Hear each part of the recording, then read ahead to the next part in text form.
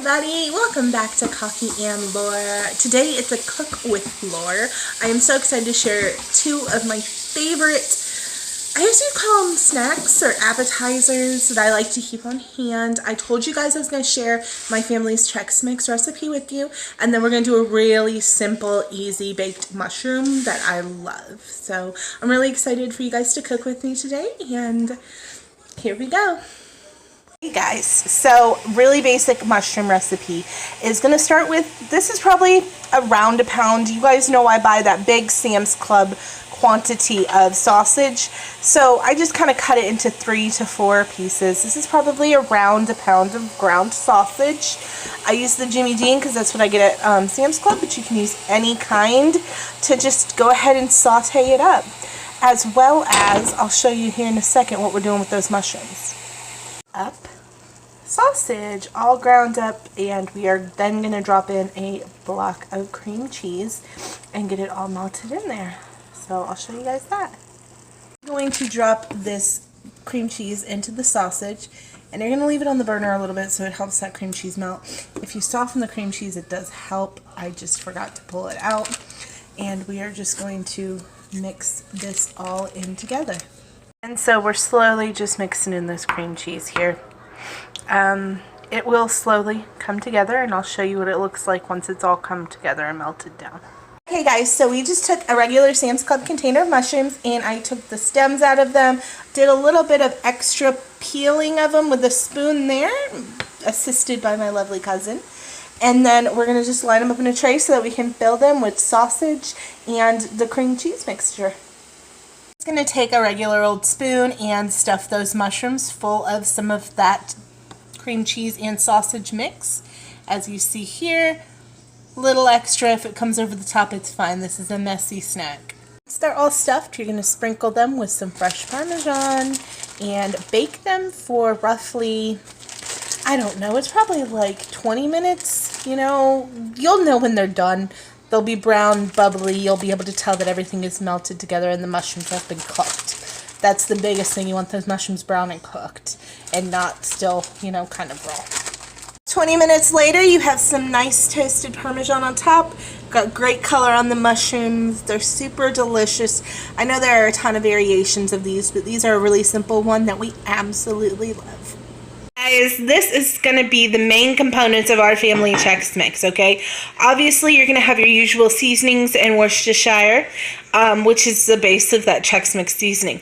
But we're going to go Rice Chex, Wheat Chex, Cheez Its, sesame sticks, and deluxe mixed nuts. And that is the meat and potatoes of our family's Chex Mix. So it is a little different, but I promise you, if you try this one, you will not be able to go back to regular bagged Chex Mix. You need a jumbo-sized bowl, depending on the size of the mix you're making. I will let you know, we're probably making about a double batch here, so if you want to do less, you can, and just go from there. Put half of the stuff in that we put in. Cheez Its are in. Now we're going to dump in some Chex. Then we're going to dump in the other container of Chex. This is going to be your Wheat Chex. And then we're going to add in the nuts and the sesame sticks next. Go some sesame sticks. Yum. Thinking maybe about a container and a half. I don't think it's going to need both containers, but definitely easily a container and a half just because of how much we have of the other stuff. Good. Yeah, let's call that good.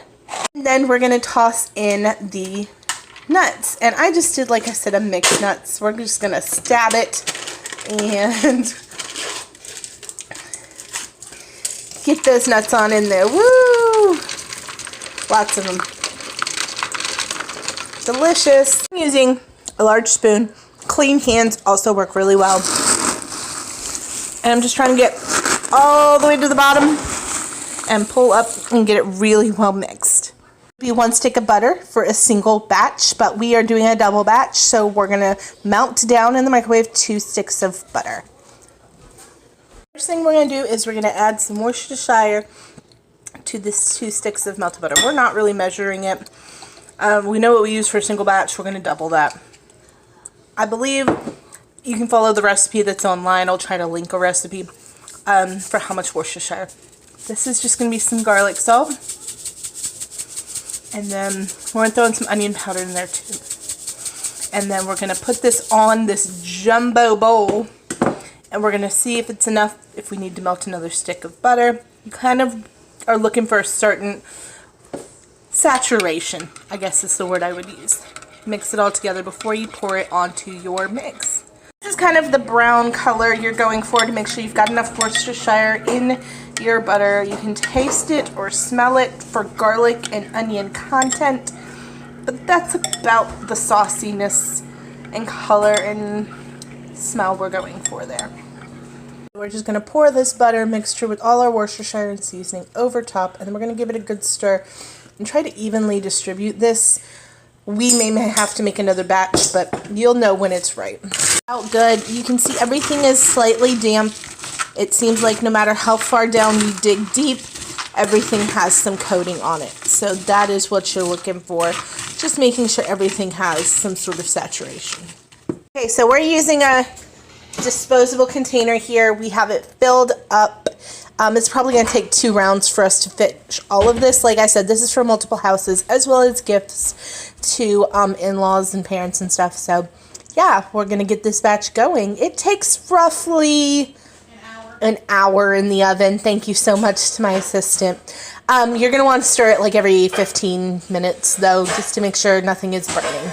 It's the finished product. You can add some extra salt or whatever you need at the end, but it is 2 huge batches of our family's Chex Mix.